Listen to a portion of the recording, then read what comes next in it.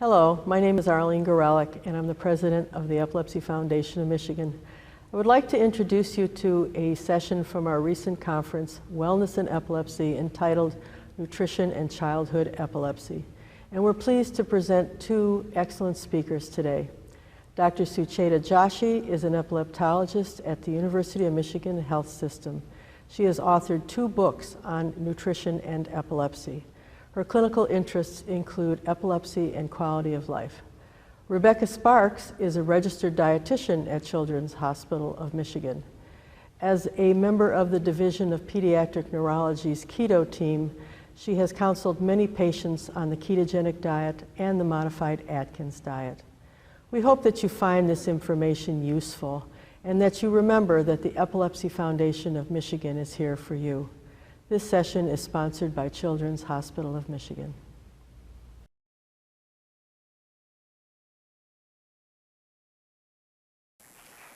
Thank you, Arlene. It's my pleasure to be here this afternoon on such a beautiful day to talk to all of you about what I hold near and dear in my practice in treating children with epilepsy. So the topic I'm going to discuss today is titled Nutrition and Childhood Epilepsy. And as we go through this, there are some major themes that I am going to highlight, and we will work through these one at a time.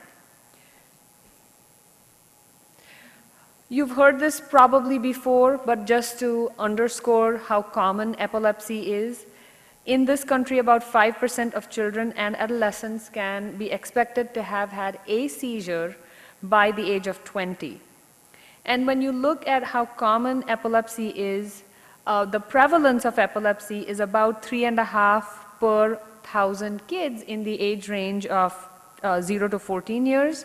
And by about 15 years of age, the incidence of epilepsy is estimated to be a little bit under 1 per 100 people.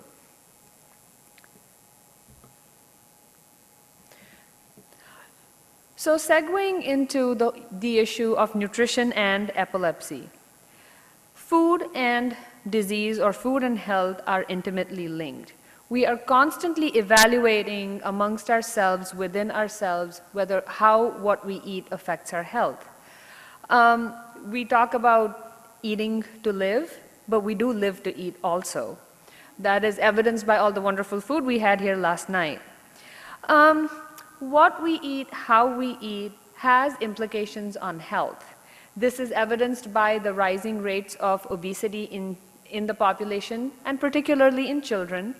And also, specific and special to my interest in nutrition and epilepsy, we also encounter frequently vitamin D insufficiency in some of our children. The issue of illness, specifically epilepsy and seizures, and food is not new. I am often confronted with questions when I deal with children in my practice, whether seizures are related to food, whether food allergies can cause seizures, should a child follow a special diet to help reduce seizures, and does a child need special vitamins to treat epilepsy, are just some of the themes that have come up not infrequently. And I wonder how many of you have thought about, is there anything I can do with what I eat, what I don't eat, that might help epilepsy? The main themes that I am going to discuss today are the role of vitamin D in pediatric epilepsy. Is there any impact of weight on how us doctors look at medicines in epilepsy? And just the concept of food in the treatment of epilepsy.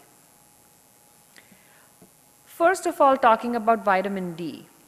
This is what is called a fat-soluble vitamin. Vitamins are divided into the water-soluble vitamins, the B group vitamins, and the C vitamin. Vitamin A, D, E, and K are the fat-soluble vitamins. Most of our vitamins we take in come from food. In vitamin D situation, it's a little unique. Only 10% of vitamin D that we get really comes from food. Drink your milk, there's vitamin D in it, which is true. So the fortified dairy products have vitamin D in them, along with things like egg yolk, fish, shrimp. But the major player for vitamin D is from sun exposure. The scientific term for this is called photochemical synthesis, meaning photo meaning light, chemical meaning it's a chemical that is being synthesized in the skin. And what happens is with exposure to sunlight in a certain, at a certain time of the day, cholesterol in the skin is converted into vitamin D.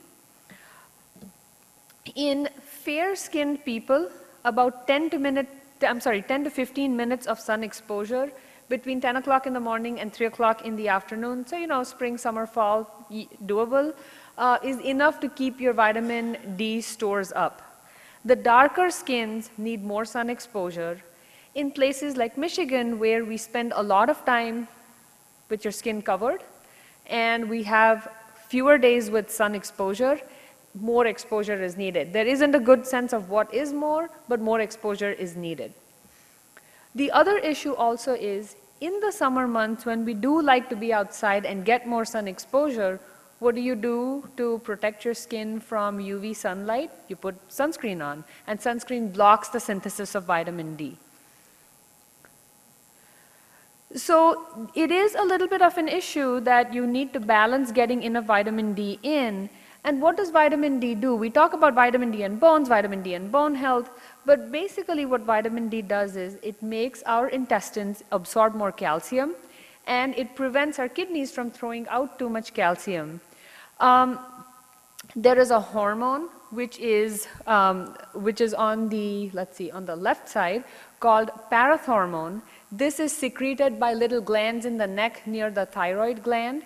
And bone health really depends on the balance between vitamin D and this particular hormone.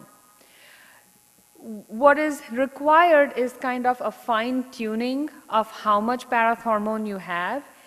If you start losing vitamin D, that hormone rises, and by a complex series of steps, it eventually leads to leaching calcium out of the bones, because what the hormone does is it tries to keep up calcium in the bloodstream, and where do you get calcium from? It comes from the bones. As you can see, the issue of vitamin D is not just near and dear to me. Everybody is thinking about vitamin D. It is in the news in many, many medical conditions such as diabetes, stroke, certain autoimmune diseases. Vitamin D has been linked to cancer. If anybody is interested in reading some of the scientific material that has been published on vitamin D, the author Hollick has written extensively on vitamin D and is one of the most well-regarded researchers in vitamin D, and there's plenty that he has written on vitamin D and disease and health. So then it all comes down to, is there, you know, if you look at the news, if you look at Time, if you look at magazines, everywhere you go, there's vitamin D. Is it hype? Is it fact? Or is it just a fashion that is passing through? Vitamin D is you know, the vitamin of the year kind of a thing. In order to look at this in a more sort of systematic, sensible fashion, are we just telling people to take more vitamin D? Is there any harm in taking too much vitamin D? There is an organization called the Institute of Medicine, which actually examined how much vitamin D people should take and how much calcium they should take. And they made a bunch of recommendations for various age groups, going all the way from little kids to adults. They did say that more is not necessarily better, but there's a caveat to this. These instructions came out for healthy individuals. They did not make specific recommendations for diseases, and they did not make specific recommendations for diseases in children. Another organization that looks into health-related issues, particularly for children, the American Academy of Pediatrics, has also examined vitamin D requirements.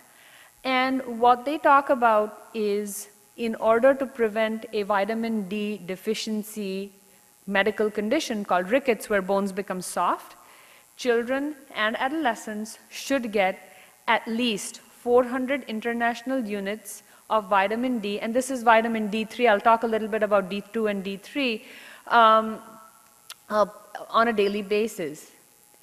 If you look at what the AAP talks about, children need to drink like a quart of milk every day. Tell me which child drinks a quart of milk every day. There are health implications to drinking too much milk also.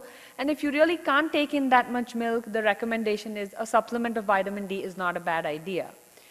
The AAP also came out with what vitamin D blood levels should be, and they also identified which children were at high risk for vitamin D deficiency.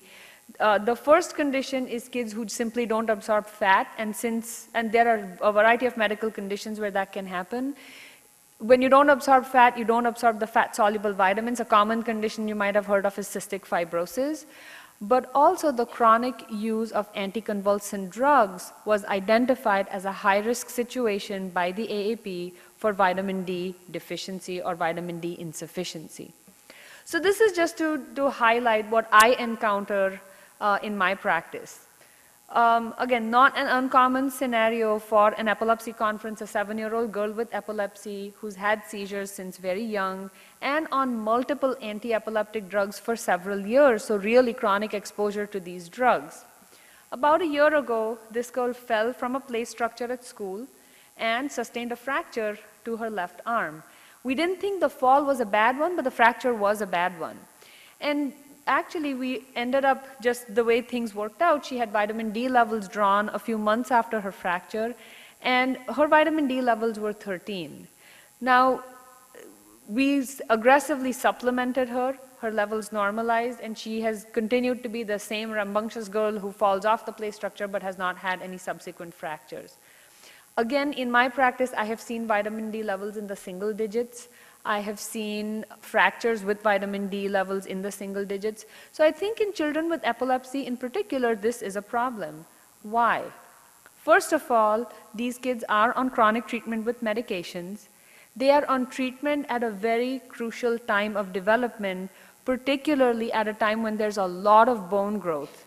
When people have looked at the issue of osteoporosis in adults, in older individuals, they really say, you know, your bones are going to be as healthy as they are when you're a young adult. So this is an important time for us to pay attention to bone health in children. And seizures themselves pose a risk for falling, for fractures. So having vitamin D insufficiency on top of everything is not necessarily a good thing. Now, I know there's a lot of hoopla about vitamin D and bone health today, especially in epilepsy, but this is something that people have been talking about for decades. Even as back as 1979, studies have shown that as many as over 70% of kids in the adolescent age range had significantly lower vitamin D levels. And this literature, this area of interest has just grown over the years to looking into the impact of vitamin D insufficiency in children on epilepsy treatment. It's not entirely clear how the anti-epileptic drugs affect vitamin D metabolism. Some of the older medicines that work through liver metabolism probably alter liver metabolism just enough that they alter vitamin D levels. It's thought that some of these drugs have something to do with that hormone that we talked about, the parathyroid hormone. But there is data, again, to show that even the newer drugs, which we all use because they don't affect the liver as much, may have something to do with vitamin D metabolism. And it's not entirely clear how this happens, whether they just affect bone density directly or there is something more than just vitamin D. It is important to realize that mobility is also a factor. When we move and walk and run, we're putting pressure on our bones. We're telling our bones to become stronger by doing that. Many of the kids we take care of, they don't have normal levels of ambulation. And when people have studied this in a systematic fashion, the risk of vitamin D deficiency in the kids who don't walk is probably at least twice as what it is in kids who do have normal ambulation. One drug versus many drugs, so monotherapy is one drug, polytherapy is many drugs. The more number of drugs you're on, the higher the likelihood of having low vitamin D deficiency. And of course, this is kind of common sense that you're going to have higher levels in June, lower levels in December based on amounts of sun exposure. Becky Sparks is going to talk a little bit about the ketogenic diet, but this is a specialized diet used in treating epilepsy in certain situations. And again, this is a diet where we pay extra attention to vitamin D because kids on the ketogenic diet really drop their vitamin D levels. I've been talking about vitamin D, but that's really sort of a marker for what's lying underneath, which is the more important issue, namely bone mineral density. For adults with epilepsy, it's a huge, huge, huge issue, and I could spend the next whole hour just talking about that. However, in children, there is a little bit of a conflict as to, where the whole bone mineral density issue lies.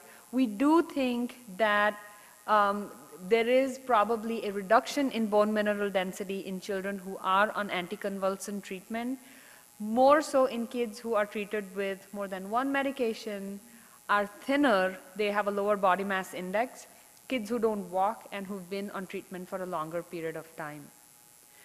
So in order to see whether this was, hype, fact, fad, whatever, at the University of Michigan, we looked at the prevalence and risk factors for vitamin D problems in children who have epilepsy.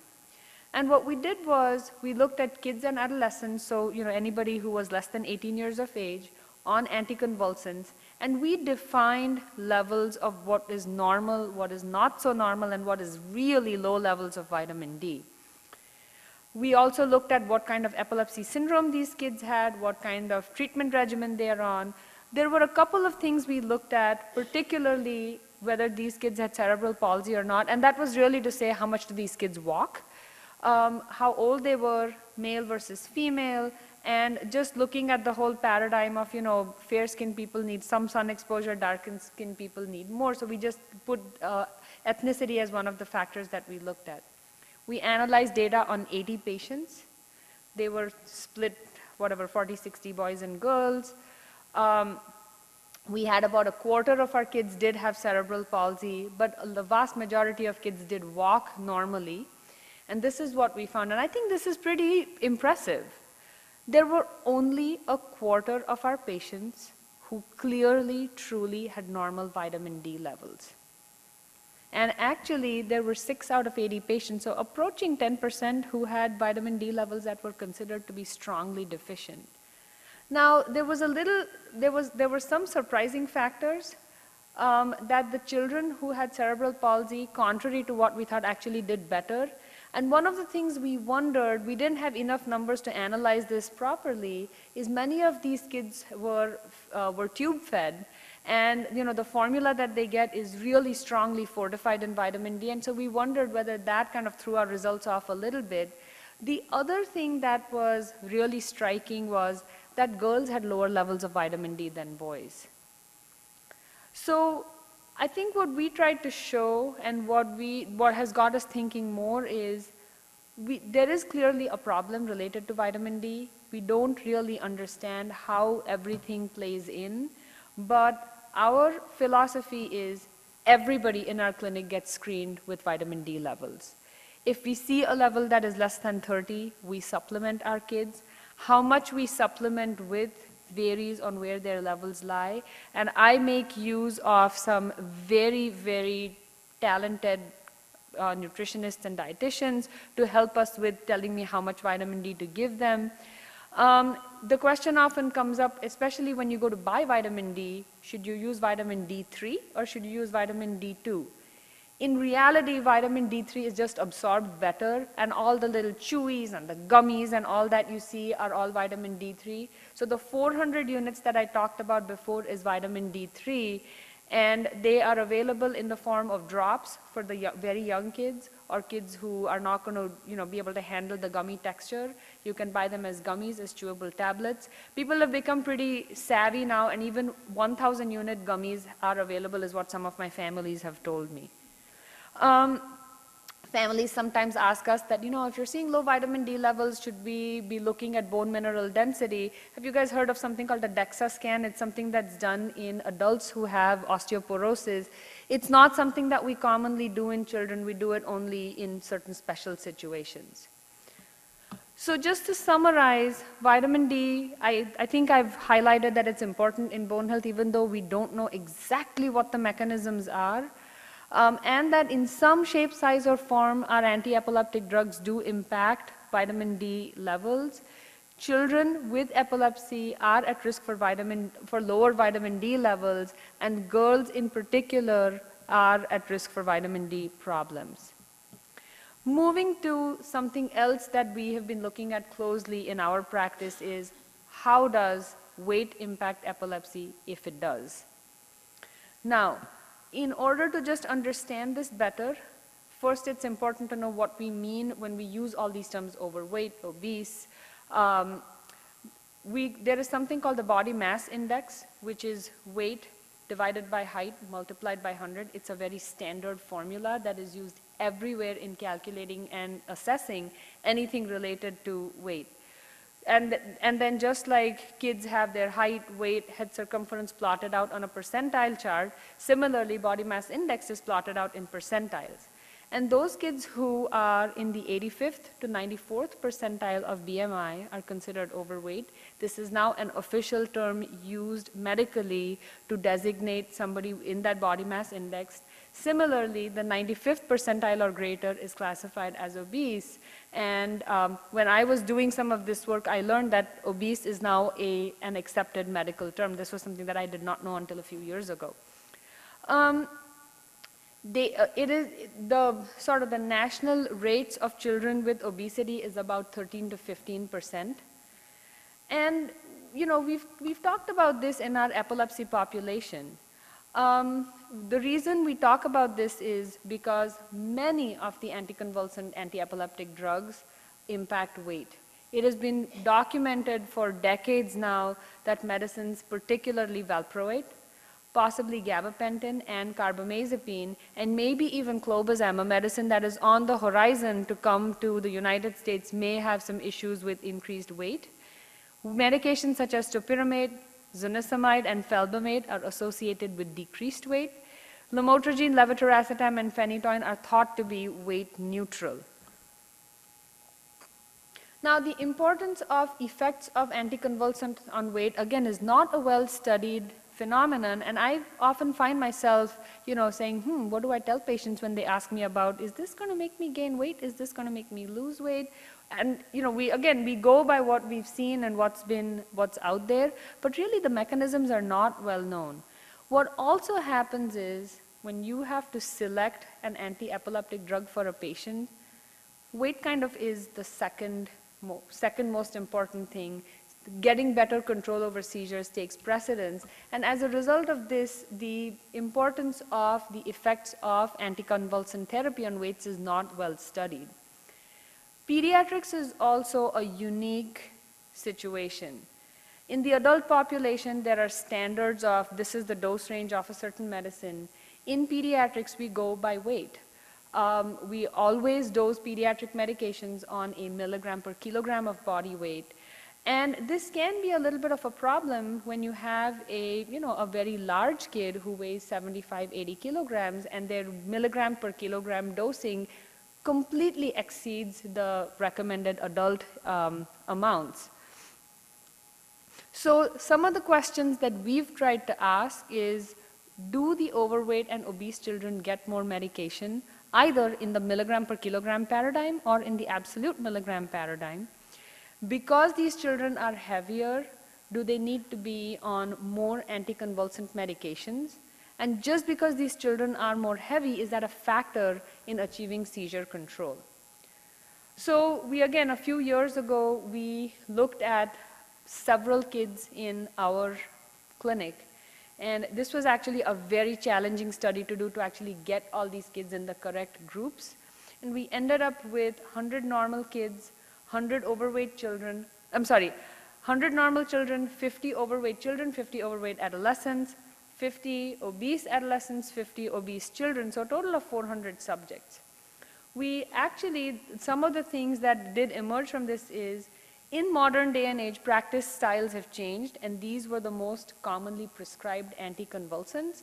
So some of the weight neutral medicines, but then valproate does figure in that, topiramate does figure in that. And what we found was, you can look at the table that I have, lamotrigine, oxcarbazepine, levetiracetam, and topiramate, actually in the obese children got less milligrams per kilogram dosing Valproate was a bit of an exception, and I think because valproate is so intimately associated with increase in weight, people were a little leery about how they were prescribing it. On the other hand, when we looked at the absolute milligrams, sheerly because of weight, in all the 5 medications, the heavier children got more medication. So even when we tried to be careful about not giving them too much medication based on their milligrams per kilogram, they just did get more medication. What we did find, however, was there was no difference in rates of control of seizures in these kids or side effects or anything like that. So really, in order to get the same degree of seizure control, the heavier children did need to get higher amounts of anticonvulsant medication. So like I said, it was a little conflicting, but our study did suggest that the overweight and obese children are likely to get higher doses of anticonvulsants. And when you think of what the whole vitamin D issue and the weight issue is, if you just put them together, some of these kids who are getting more medications, who are getting higher doses of medications, are they at higher risk for poor bone health? And should we be paying more attention to their vitamin D status? Even though that question has not systematically been addressed in any research forum, I think the answer to that is yes.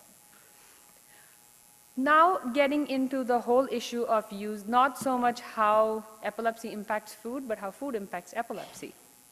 I'm going to talk a little bit about certain diets that we use in treating epilepsy. So the ketogenic diet has been around forever. Even as back as the 1920s, people used to go into these kind of fancy schmancy clinics to undergo these starvation diets in the hope of making their epilepsy better. And amazingly, that did happen. Not for everybody, but of course starvation is not a viable way to treat anything. And so around that time, people recognized that there was this funny metabolite called ketone bodies that our body produces when we break down fat during starvation. And it looked like maybe those ketone bodies were instrumental in reducing seizures. So back in the 1930s, it was a very popular treatment because if you think of what was available for treating epilepsy, the medications, the drugs were very few.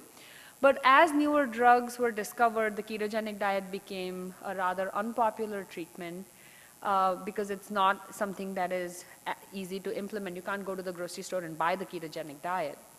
However, in the 1990s, there was a child by the name Charlie Abrams who went on the ketogenic diet after medicines had failed to control his seizures, and he had some very dramatic results. For anybody who is interested in reading Charlie's story, I would encourage you to go to the Charlie Foundation website. It has some very useful information over there. And that actually brought the ketogenic diet back into the limelight. So we use the ketogenic diet in the treatment of epilepsy that is resistant to treatment with conventional anti-epileptic drugs.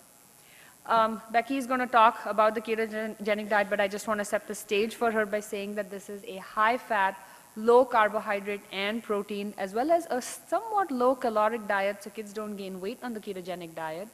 And essentially what it's doing is we all burn carbohydrate for energy, but in this diet, metabolically, we switch from carbohydrates to fat for energy, and that burning fat, so fat's not, so one way of looking at it is carbohydrate is a very clean fuel. When you burn carbohydrate for energy, you convert it into carbon dioxide and water, which you completely eliminate. There's no trace of having burned carbohydrates.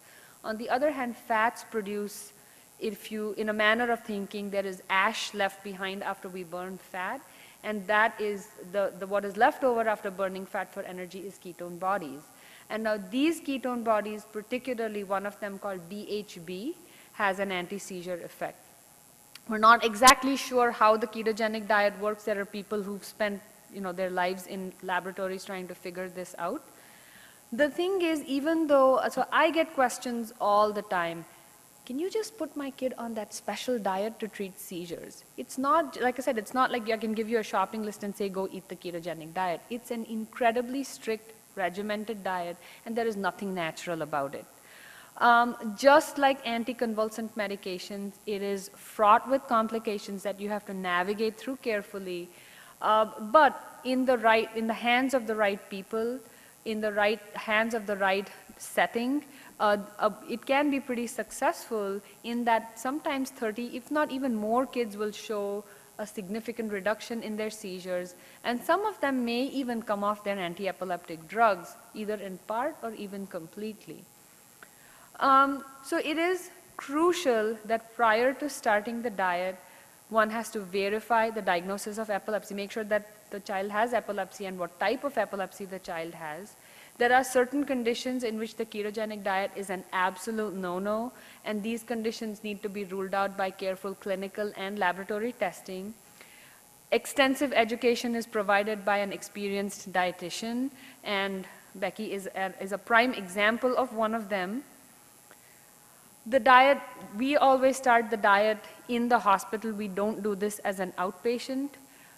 There are varying styles in how the diet is practiced. Do you fast somebody before the diet, so you sort of start that starvation process outside the hospital, or do you not fast them? And again, our practice is not to fast children, but there are any number of eminent institutions in this country that do fast children. Why do we bring these kids into the hospital is a question that always comes up. This is a big metabolic shift that a child is experiencing, and there can be some complications during starting the diet, particularly complications related to hypoglycemia. As these kids start making ketones, and the term that we use is go into ketosis, that can be kind of, they just feel pokey. They feel lethargic, they feel miserable, and it's a transient phase, but it's not something that we want parents to encounter at home without the support of a medical team. Kids get a little lethargic, and so these are all standard phases that kids go through, but it is far safer that we do this in the hospital and not do this at home. The other thing is, this is the chance for prime time hands-on education for parents, how to weigh the food, how to prepare the meals. And so I think for social as well as medical reasons, it is important that this diet be started in the hospital. Once the kid is on the diet, we also continue close follow-up with a dietitian and with a doctor. There is a regimen of monitoring kids on the diet, the way children go and get labs done when they have blood levels measured, when they have their liver functions checked. There is some of that on the ketogenic diet, but there is some degree of home monitoring to make sure that this child is staying in ketosis, that their ketogenic levels are where we want them to be. And that can be done again in a variety of ways. One can do it through a little finger poke using blood. One can do it through checking a urine, and there are again institutional preferences for doing blood versus urine monitoring. Like I said, there is some degree of laboratory follow-up as well, and our institution has a set of laboratories that we draw and we do every so often to make sure that these kids are metabolically stable. There are other dietary therapies. I will let Becky talk about these. The modified Atkins diet, and also something called the low glycemic index diet, which is similar to the South Beach diet that people go on to lose weight. Both these diets are less restrictive than the ketogenic diet, but the bottom line is that these diets work because they induce some degree of ketosis. I just want to spend a few minutes in talking about just some of these general issues of food and epilepsy. Again, we, as parents, we all worry about what our children eat and how that affects their health. Things like food dyes, artificial sweeteners, MSG, has been actually looked at. If you go out there and look for papers, there are papers that have looked at all these additives and epilepsy, and there are no robust studies that support a link between some of these substances and epilepsy. I will say this much, that there is that exceptional kid who truly has a reaction to one of these products, but this is not in any means, this is not a prevailing reason for epilepsy, and there is no real way to look for this. However, particularly in kids on the ketogenic diet, since they can't eat sugar, they do eat some kind of an artificial sweetener, and if anything, the ketogenic diet reduces seizures rather than making them worse. The other question that often comes up is the whole role of special vitamins or supplements. Vitamin B6 is something that we use to treat seizures in a very, very, very tiny percentage of little babies. There is a rare genetic condition that where babies have vitamin B6 responsive seizures, but rare is the key word in that sentence. So this is not a medicine that is routinely used to treat seizures. It is quite popular, and again, based on anecdotal experience, just what people have experienced, sometimes it helps with the side effects of certain medications, but it is not an anti-epileptic drug in itself. Similarly, there are other rare genetic conditions where certain nutritional components are deficient, and epilepsy can be a manifestation of them. Examples of this are a supplement called folinic acid and biotin. So in conclusion, I just want to highlight that vitamin D insufficiency is a prevalent problem in children with epilepsy, particularly in obese girls, at least in our study. I think it is fair to say that weight has some impact in how we think about and prescribe anti-epileptic drugs. It is important to think about bone health while treating children with anticonvulsants, especially children who are obese, children who are overweight, because you can really make a difference in preventing fractures and injuries in them. So having said that, I want to thank my epilepsy team at the University of Michigan, because we do all this together. Ranging from other physicians, nurses, our social worker, our dietitian. Our epilepsy team would not be complete without my colleagues in pediatric neurology and in pediatric neurosurgery. Of course, patients and families are the reason I do what I do, and I want to extend a special thank you to the Epilepsy Foundation for giving me this opportunity. Thank you. That was an excellent talk. As our previous presenters said, my name is Becky Sparks, and I'm here to talk to you about my job, basically just tell you what I do. So this should be easy. What I am and what I do is I'm basically a ketogenic dietitian. So I work in the area of pediatric neurology at Children's Hospital of Michigan, and any child that's seen in the pediatric neurology clinic that has a nutrition concern comes to me. But I do spend most of my time working with the ketogenic and modified Atkins diets. Do I need to? There we go. Excellent. Thanks.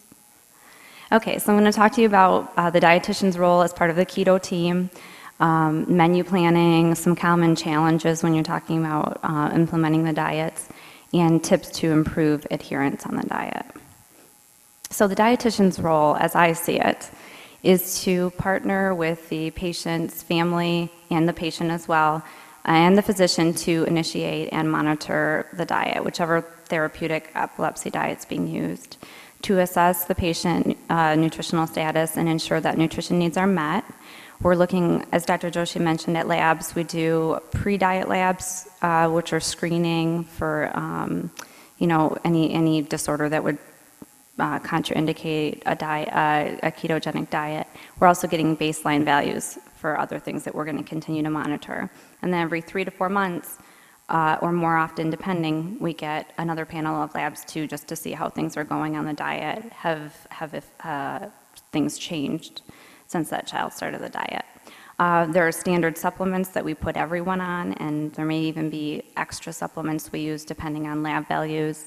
And then that's also a big part of the assessment. And then just making sure that the kids are growing well. If a child is losing weight on the diet or isn't gaining enough weight, adjustments can be made with the patient's calories just to make sure that they do grow normally, especially if there's any failure to thrive or any growth concerns already with that patient. Going to a specialized diet, you want to make sure that you're not, that you're cognizant of that and you're aware of that, and you treat them as you would any other child. You want them to grow. Okay, another one of my roles is to be a resource for families.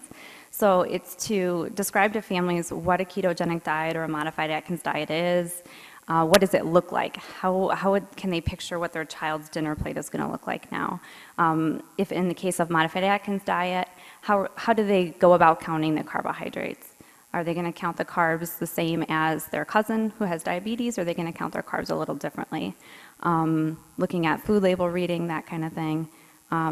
What are ketones? I get that question an awful lot, and I'm sorry I have a great answer. But that's another common question. And just, how do I start? I'm thinking about doing this diet. How do I get more information? And how do I get going on this? So meal planning is a big part of any dietitian's job, especially a ketogenic dietitian. It's always a great idea to get an idea of what that person, what that patient, what that child's diet is like before. What are their favorite foods? What are the foods that they really don't like? And how can you work within those likes and dislikes to still accomplish a very strict diet? I do a lot of swap outs. So if a favorite food that child had is very high in carb and is probably not going to be able to have it anymore, what can we substitute that would be similar enough to kind of give the same sort of flavor ideas? I use Ketocalculator a lot to do meal planning. That's a website. It's actually, the Charlie Foundation actually sponsors that website. So I'm a big fan of the Charlie Foundation because Ketocalculator makes my job a lot easier and just allows me to be better at meal planning. And I give a lot of sample meal plans to families, especially families on modified Atkins diets, to give them an idea of, if we put them on a specific amount of carbs per day, what does that look like in terms of a daily food amount, and just providing them with sample recipes as well. So for the classic ketogenic diet, this is a diet where everything that the child eats is weighed on a scale. So every gram of fat, carb, and protein that child gets for a day is calculated. And so we're always looking in the beginning, what are the likes and dislikes of the child? And then each meal that we give is designed around the protein source. So if the mom or the dad tells me that the child's favorite food, or the child themselves, tells me that they love chicken, and they love scrambled eggs, and they love hamburgers, then I'll work with those foods and plan meals around them. Heavy cream is a real staple on the classic keto diet. It helps you get the diet high enough in fat. So usually each of the meals will have a little bit of cream. And then you'll also get additional fat in addition to the cream. So it's usually like butter or olive oil or something like that. And this is a question I get a lot from parents too, can they have any fruits and vegetables? I'll have the parents say, my child's favorite food is fruit. If you tell me they can't have fruit, we might as well not talk anymore because we're not going to do it. So I do like to assure parents this diet does contain fruits and vegetables. It's not an unlimited amount, and there are only certain ones they can have, the ones that aren't really high in carbohydrate. But the meals, they have a protein source, just like the meals the child's used to. They have fruits and vegetables, and they have something that looks like milk that they can drink. And then they have this additional fat as well that you can work in. So they don't have to look really, really different from the meals that the rest of the family is eating. You will notice, though, that you don't see the bread, cereal, rice, pasta, starchy portion of the meal, because that's usually with the small amount of carbohydrate that you have to work with, you're going to usually spend those carbs on fruits and vegetables. So usually the starchy portion is either not included or is kind of worked into a special meal where maybe it's a lower carb version of that same food. So again, for the classic keto diet, the one where everything's weighed in grams, we use the Ketocalculator program a lot. And some families that get very savvy can use the Ketocalculator program on their own as well. We are allowed to give caregiver access to the family, so they can go on there, they can play around with the numbers. Then when they think they have a good place or they're done trying with the numbers, they can email the dietitian and say, hey, I did some playing around, can you take a look at my meals? That's another great feature of the program. So Ketocalculator, I would say, is an essential part of the classic keto diet, but there are also ways to use the program to help with the modified Atkins diet as well. And I'm just kind of getting into that a little bit. So definitely there are also handouts and resources for dietitians on Ketocalculator. So I can just go to Ketocalculator, print out my fruit and vegetable list and give it to a family, and that might have been something that's been updated since the last time I had my handouts done. So you can get lots of nice updated resources. So for the modified Atkins diet, as Dr. Joshi mentioned, this is a less strict diet where the family is doing carb counting. So everything doesn't have to be weighed and measured on a scale, but you still have to know how many carbohydrates your child's eating, and you still have to keep them within a range for the day that is still lower than, that is still quite low. So you're teaching the family how to read a food label, how to count carbs my way, how to use the Calorie King book. This is a book we give that kind of gives the parents an idea of how many carbohydrates are in the foods that they eat. I give a different fruit and vegetable list just to give parents an idea of how many carbs are in fruits and vegetables, because oftentimes they don't have a food label. And we talk a lot about free foods too, foods that you don't have to count. So parents can go home, they can work on with their child's diet, and there are things that they don't have to think about. So this is the main way, from my perspective, that the modified Atkins diet is different from ketogenic. You just have to count carbs. You don't have to count your fat. You don't have to count your protein. You want to be aware of where they are, have an idea. It still needs to be a high-fat diet, but you don't have to account for every single drop that they get of those things. So what I do is I give a carb level to a family, a level that I think will help achieve ketosis, and also be palatable enough that the child will meet all of their nutrition needs. And this is really individually based on the patient, the family, what I learn about them during my first visit. So we'll put them on a range of carbs for the day. So these are listed in grams, 10 to 20, 30 to 40, 30, somewhere in there. So for my swap outs, I use these a lot in modified Atkins, but even some in the classic keto diet.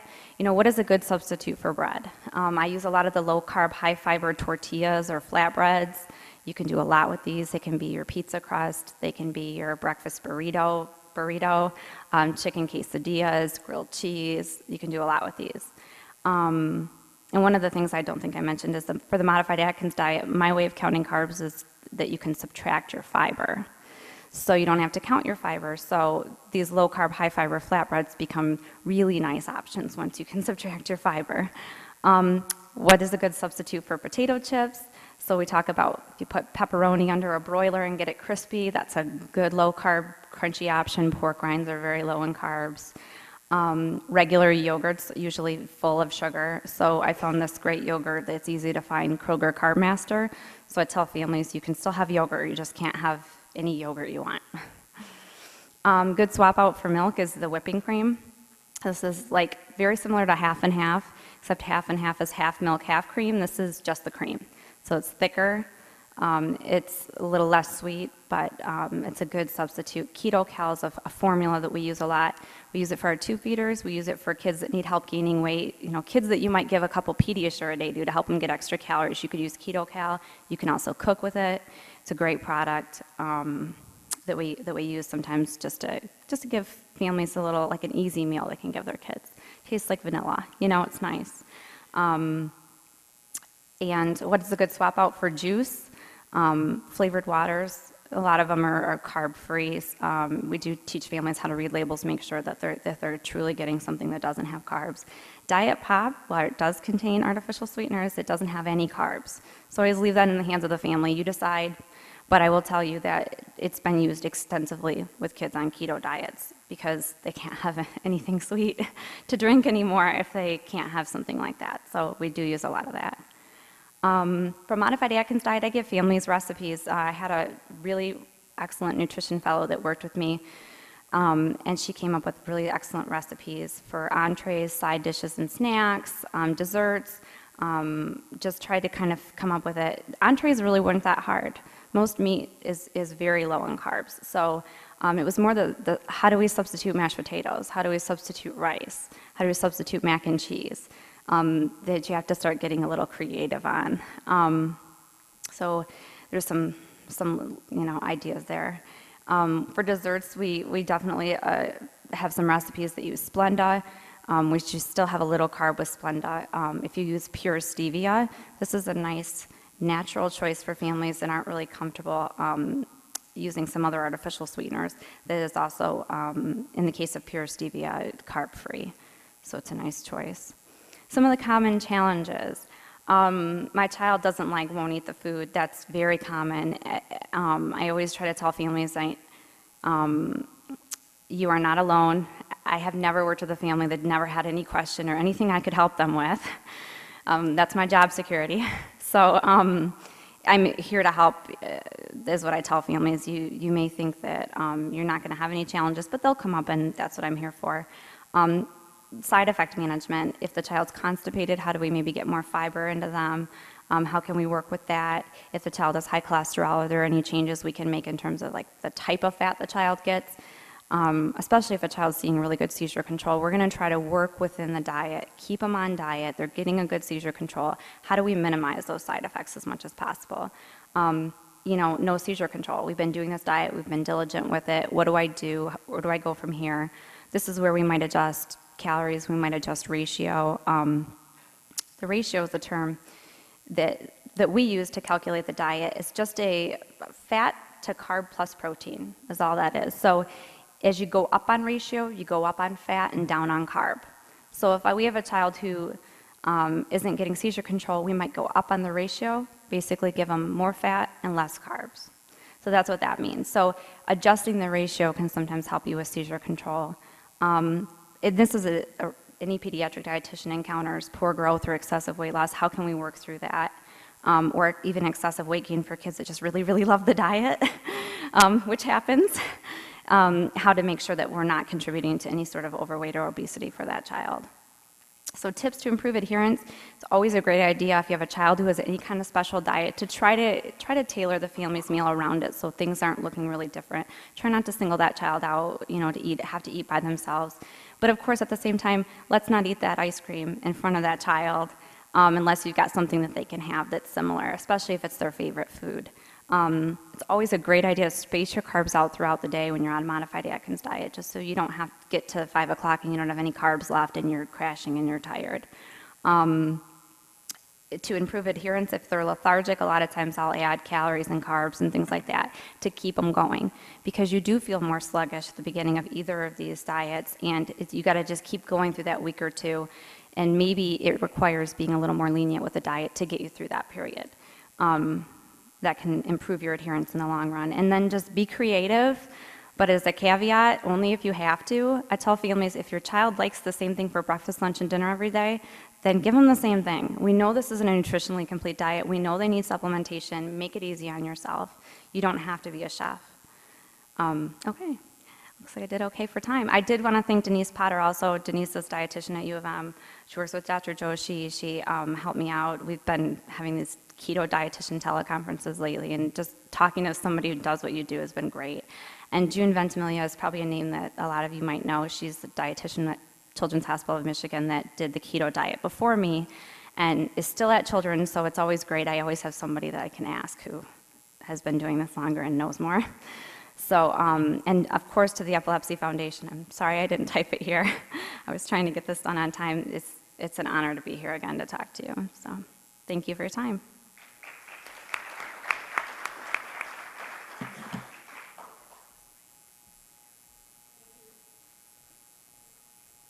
Thank you, Rebecca, and thank you, Dr. Joshi.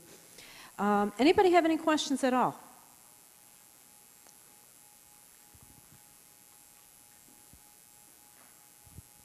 I actually had a question on, you stated that you give standard supplements when kids go on the diet. I was interested in what they were, and then I'm also interested in a maximum ratio. Do you base that on a child's age, or?